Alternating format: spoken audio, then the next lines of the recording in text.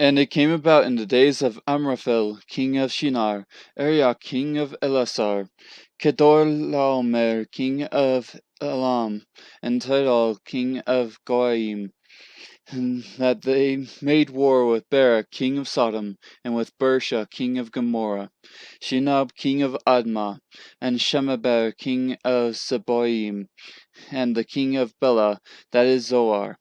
All these came as allies to the valley of Siddim, that is the Salt Sea. 12 years they had served Kedorlaomer, but the 13th year they rebelled.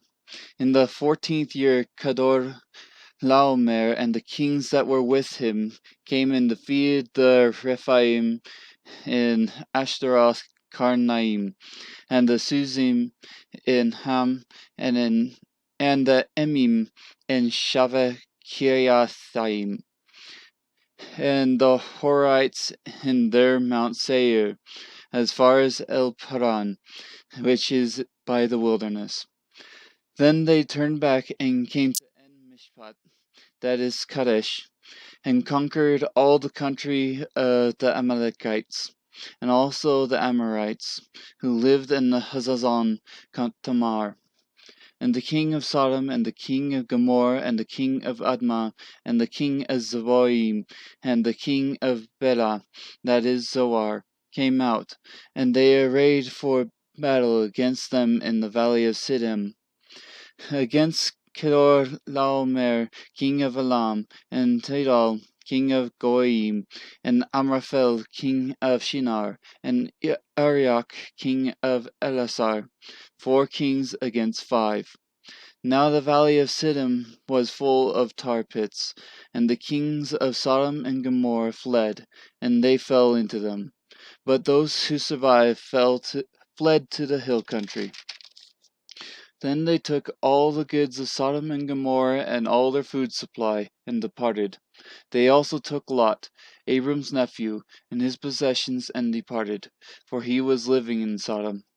Then the fugitive came and told Abram the Hebrew. Now he was living by the oaks of Mamre the Amorite, brother of Eshcol and brother of Aned, and these were allies with Abram. Then Abram heard that his relative had been taken captive. He led out his trained men, borne in his horse, 318, and went in pursuit as far as Dan. He divided his forces against them by night, he and his servants, and defeated them, and pursued them as far as Hobah, which is north of Damascus. He brought back all the goods, and also brought back his relative Lot with his possessions, and also the woman and the people. Then after his return from the defeat of Kedorlaomer and the kings who were with him, the king of Sodom went out to meet him at the valley of Shaveh, that is, the king's valley. And Melchizedek, king of Salem, brought about bread and wine.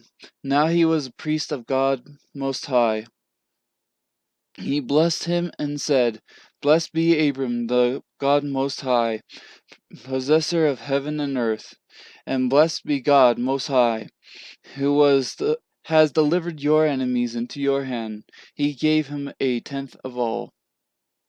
The king of Sodom said to Abram, Give the people to me and take the goods for yourself.